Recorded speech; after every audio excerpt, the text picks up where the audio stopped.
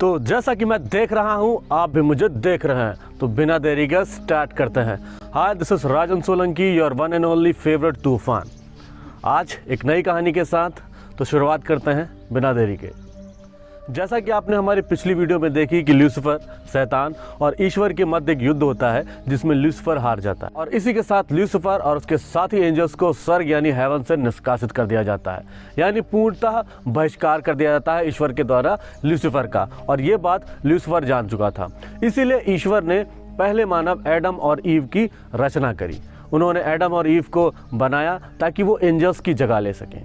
स्वर्ग से निकाले जाने के बाद ल्यूसीफर चाहता था कि वो अपना वंश आगे बढ़ाए, लेकिन सवाल था बढ़ाए तो बढ़ाए कैसे। एक तरफ ईश्वर ने एडम और ईव जो पहले मानव हैं उनकी रचना कर दी थी ताकि वो एंजल्स की जगह ले लें और ईश्वर के प्रति अपना सम्मान, स्तुति, उनकी पूजा करें, एक हिसाब से एक रिश्ता बना के रखें और उनका प्रचार करें। और इसी के साथ ल्यूसीफर को ये पता चल गया था कि ईश्वर ने उनको पूर्ण तरह से बहिष्कृत कर दिया है और शायद तभी ईश्वर ने मनुष्य की रचना की। ईश्वर ने जो एडम और ईव के लिए पृथ्वी का सृजन किया था जिससे आगे का जीवन यापन हो सके, जीवन और आगे बढ़ सके, उसमें ईश्वर ने इन दोनों को हर चीज़ का इस्तेमाल करने को बोला, हर चीज़ का ज्ञान अर्जित करने को बोला। लेकिन एक ऐसी चीज़ थी जिसके लिए ईश्वर ने इनको मना किया था कि इसके पास नहीं जाना, वो है ज्ञान का पेड़। लेकिन एक दिन ऐसा होता है जब एडम और ईव सैर पर निकले होते हैं, अचानक से ईव की नज़र एक पेड़ पे पड़ती है जो कि ज्ञान का पेड़ था और ईव उस पेड़ की ओर आकर्षित हो जाती है और उसके पास चली जाती है और देखती है वहाँ पे एक सर्प होता है जो कि ल्यूसीफर ही होता है, जो कि एक सर्प के रूप में होता है। ल्यूसीफर ईव से बोलते हैं, अगर तुम इस पेड़ के फल को खा लोगे तो तुम्हें ज्ञान की प्राप्ति हो जाएगी, तुम्हें अच्छाई और बुराई का ज्ञान हो जाएगा। ईव वो फल खा लेती है। इतने में ईश्वर वहाँ प्रकट होते हैं और क्रोधित होते हुए सर्प से बोलते हैं कि मैं तुम्हारे और उसके बीच में शत्रुता डालूंगा, जो कि बाइबल में लिखा है जेनेसिस चैप्टर 13 वर्स 5 में। और इस तरह लिखा हुआ है, "He will put enmity between thy and the woman and between thy seed and her seed." फिलहाल कुछ दिनों बाद ये होता है कि ईव गर्भवती हो जाती हैं और ईव को जुड़वा संतान होती है, जिसमें से पहली संतान का नाम होता है केन और दूसरी संतान का नाम होता है एबल।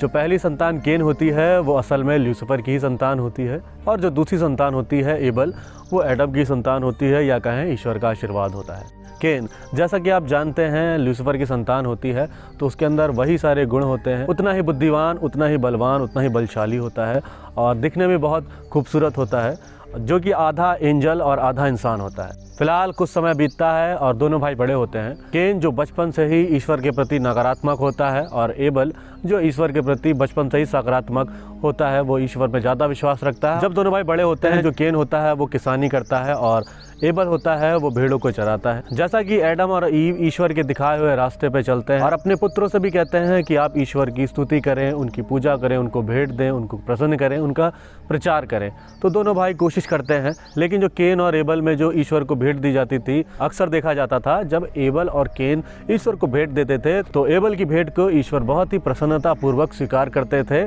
केन की भेंट के मुकाबले। और ये बात केन को कहीं ना कहीं हर वक्त चुभती जा रही थी। एक बहुत ही प्रसिद्ध वाक्य है जब केन कुछ फल और एबल अपनी सबसे प्रिय भेड़ को ईश्वर को भेंट देता है, तब ये देखा जाता है कि ईश्वर एबल की दी हुई भेड़ को बहुत ही प्रसन्नता पूर्वक स्वीकार कर लेते हैं और केन की भेंट को नकार देते हैं, जो कि कहीं ना कहीं केन को बहुत ही ज़्यादा हृदय में चुभता जा रहा था। उसको खटक रहा था कि ईश्वर उसके साथ ऐसा क्यों कर रहे थे। उसको भी नहीं पता था कि केन ल्यूसीफर की संतान है, यानी शैतान की संतान है, इसीलिए ईश्वर उसकी भेंट को अस्वीकृत कर दे रहे थे। बाइबल में इन दोनों के बारे में लिखा हुआ है कि एबल जो कि एक पवित्र रूह है, प्रेम बनाए रखने वाला है, ईश्वर का प्रचारक है, ईश्वर की पूजा करने वाला है, और उसी की जगह पे ये दिखाया गया है कि केन जो कि एक दुष्ट रूह है, एक दुष्ट इंसान है, जो कि ईश्वर के दिखाए हुए रास्ते के विरुद्ध चलता है और साथ ही नकारात्मक सोच रखता है। एक वाकया इस तरह है, जब एबल ने एक समारोह के दौरान केन से ये बोल दिया था कि ईश्वर मुझको तुमसे ज़्यादा प्रेम करते हैं, तभी मेरी सारी दी हुई भेंट को बहुत ही प्रेम पूर्वक स्वीकार कर लेते हैं। और ये वही शुरुआत थी जब केन के भीतर बहुत ही बड़ा उम्फान, एक तूफान जाग रहा था। केन के मन में एबल के प्रति ईर्ष्या पनपने लगी थी और केन ये सोचने लगा था कि एबल को नष्ट कैसे किया जाए। उस वक्त किसी को भी हत्या का ज्ञान नहीं था, किसी को नष्ट कैसे करते हैं इसके बारे में किसी को भी बोध नहीं था। ना एडम को बोध था, ना ईव को बोध था, क्योंकि बाइबल के अनुसार वो पहले मानव थे और ईश्वर ने ये चीज़ उनको सिखाई नहीं थी। धीरे धीरे वो सब सीख रहे थे, तो उनको ये सब चीज़ों का ज्ञान नहीं था। लेकिन जैसा कि आप जानते हैं, केन जो कि ल्यूसीफर का बेटा था, यानी ल्यूसीफर की पहली संतान, ल्यूसीफर ये सब देख रहे थे। वो केन के पास आते हैं और उनको सिखाते हैं किसी की हत्या कैसे करते हैं। उन्होंने एक भेड़ को ईंटे से मार मार कर हत्या करके दिखाया। अब केन समझ चुका था कि एबल की हत्या कैसे करनी है। उसी तरह जैसे ल्यूसीफर ने एक भेड़ की हत्या करी थी, केन ने अपने छोटे भाई की हत्या बड़े से पत्थर से पीट पीट कर दी थी, जिसके परिणाम स्वरूप ईश्वर को बहुत ही क्रोध आता है और ईश्वर उसको बहुत सारे श्राप देते हैं। इसी के बाद केन के सर पे एक सींग निकल आई थी और ये भी श्राप दिया कि तुमको कभी भी नींद नहीं आएगी और तुम हमेशा बंजारे का जीवन व्यतीत करोगे। इसी के बाद केन अपने बनाए हुए शहर एनोच अपनी बहन को भगा के ले जाता है और उससे शादी कर लेता है। क्या आपको पता है, केन को सिटी बिल्डर भी कहा जाता है, जो कि शहर बनाने वाला होता है। उसने एरेडी, मेसोपोटामिया और एनोच जो कि अपने बेटे के नाम पर एक शहर भी बनाए थे। आज भी इन शहरों को दुनिया के सबसे प्राचीन शहरों में से एक माना जाता है। केन के 4 बेटे और 2 बेटी थे, जिनके नाम थे एनोच, लिस्पा, ओलेट, फॉसल, मैक और सीथा। बाइबल के अनुसार केन 730 साल तक जिया और उसकी मृत्यु वहीं से हुई जहां से उसने शुरुआत करी थी।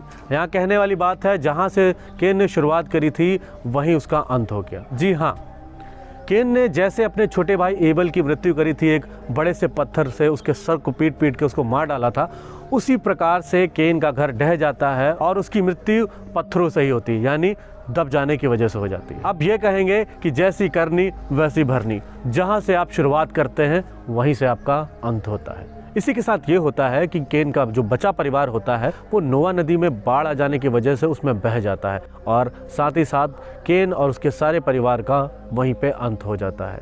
अब आप मुझे बताइए कि केन, जिसको एक गलत मार्गदर्शन मिला, अगर चाहा जाता कि केन को सही मार्गदर्शन मिलता तो उसको मिल सकता था। केन के साथ जो हुआ वो सही हुआ या गलत?